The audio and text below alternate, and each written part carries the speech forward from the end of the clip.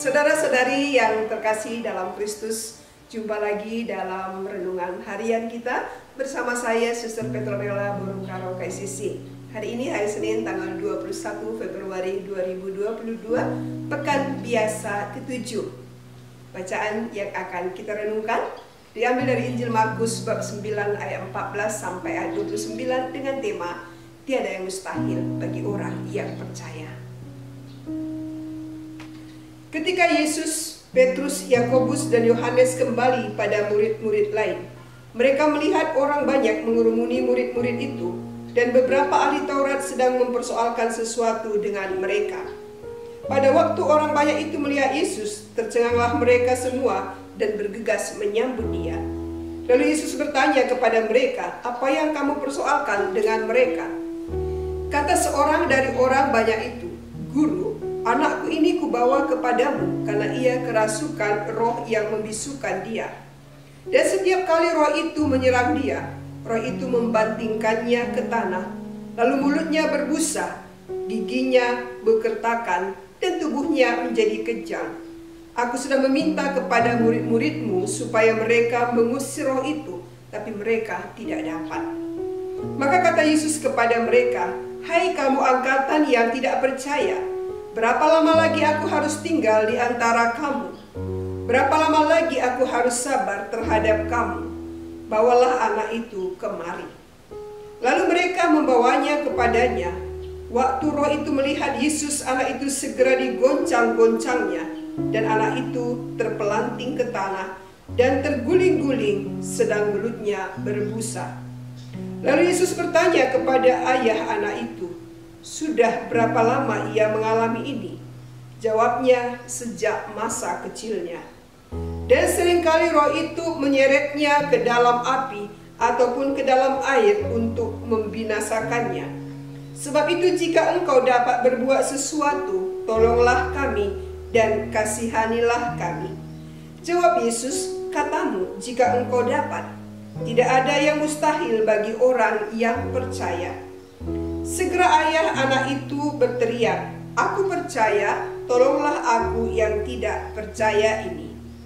Ketika Yesus melihat orang banyak makin datang berkerumun, Ia menegur roh jahat itu dengan keras, katanya, "Hai kau roh yang menyebabkan orang menjadi bisu dan tuli, aku memerintahkan engkau, keluarlah daripada anak ini dan jangan memasukinya lagi."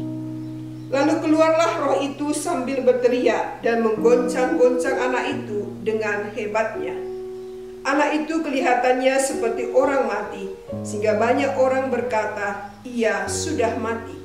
Tetapi Yesus memegang tangan anak itu dan membangunkannya, lalu ia bangkit.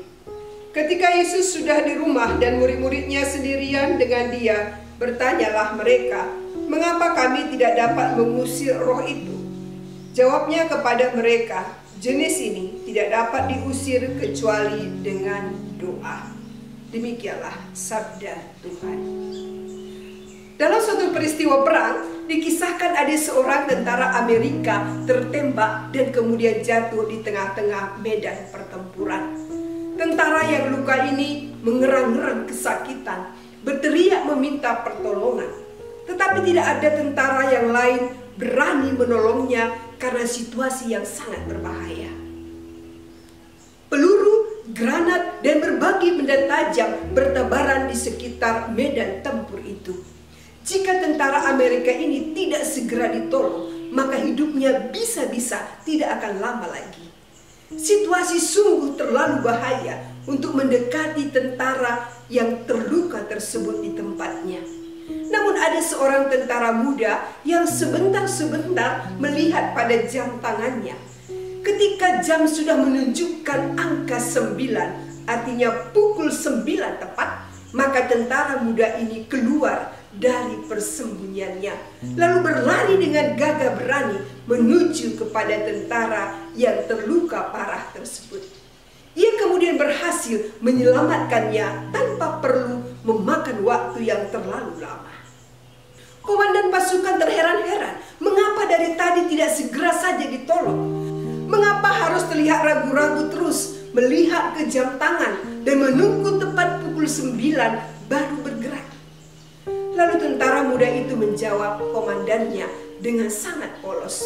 Sebelum saya berangkat dari rumah untuk menuju medan perang ini, ibu saya telah berjanji bahwa ia akan berdoa untuk keselamatan saya setiap hari pada pukul 9 pagi.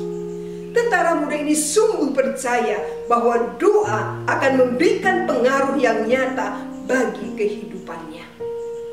Dalam bacaan Injil tadi, tampak Yesus kecewa ketika ada orang datang kepadanya dan berkata, "Guru, aku sudah meminta kepada murid-muridmu supaya mereka mengusir roh yang membisukan anakku, tapi mereka tidak dapat." Maka kata Yesus kepada mereka, "Hai kamu angkatan yang tidak percaya, berapa lama lagi aku harus tinggal di antara kamu? Berapa lama lagi aku harus sabar terhadap kamu?" Sepertinya iman para murid seperti kapal selam, timbul tenggelam. Dulu mereka bisa mengusir setan, tapi sekarang tanpa kehadiran Yesus dan terutama tanpa iman yang teguh, mereka tidak bisa berbuat banyak. Sedikit berbeda dengan cerita di atas tadi. Walau ia tidak bersama dengan ibunya, tapi ia percaya akan doa ibunya. Setelah Yesus menegur para murid dan mereka yang hadir di situ, Yesus meminta agar anak itu dibawa kepadanya. Terjadilah percakapan antara Yesus dengan orang tua anak itu. Semula ayah anak itu meminta kepada Yesus, "Jika engkau dapat berbuat sesuatu, tolonglah kami dan kasihanilah kami." Maka Yesus langsung menjawab, "Katamu, jika aku dapat, tiada yang mustahil bagi orang yang percaya." Ingat, tiada yang mustahil bagi orang yang percaya. Yesus menegaskan bahwa tidak ada yang mustahil bagi orang yang percaya. Maka bapak itu berkata, "Aku percaya, tolonglah aku yang tidak percaya ini." Percakapan Yesus menghantar bapak ini kepada kepercayaan. Yesus tidak hanya menjadi pembuat mukjizat, tetapi pertama-tama menghantar orang kepada kepercayaan. Kalau dia menyembuhkan orang sakit, bukan pertama-tama untuk kesembuhan jasmaninya, tapi mau membawa orang-orang kepada iman kepercayaan bahwa kerajaan Allah sudah hadir dalam dirinya. Maka setelah ayah anak itu menyatakan iman kepercayaannya, Yesus menyembuhkan anaknya. Murid-murid Yesus sudah sering melihat Yesus mengusir roh jahat. Yesus pun telah memberi kuasa atas roh-roh jahat kepada mereka. Tapi mengapa para murid ini tidak mampu mengusir roh jahat yang membisukan itu? Jawaban Yesus jelas. Karena mereka kurang berdoa. Doa adalah komunikasi dengan Allah. Kualitas dan kuantitas doa menentukan seberapa dalam hubungan seseorang dengan Allah. Doa mendekatkan diri kita pada Tuhan sang sumber kuasa. Maka lewat sabda Tuhan hari ini dapat ditarik kesimpulan bahwa iman dan doa menjadi penting, khususnya dalam hal mendoakan mereka yang kerasukan roh-roh jahat. Iman dan doa menjadi senjata ampuh dalam melawan godaan. Kisah pengusiran setan atau roh jahat yang dibuat Yesus mau menunjukkan bahwa kerajaan setan sudah hancur dan kerajaan Allah hadir. Untuk itu Yesus menuntut agar orang percaya kepadanya. Maka sebagai orang yang mengaku diri pengikut Kristus, kita juga diajak untuk senantiasa membangun relasi yang akrab dengan Tuhan lewat doa-doa kita.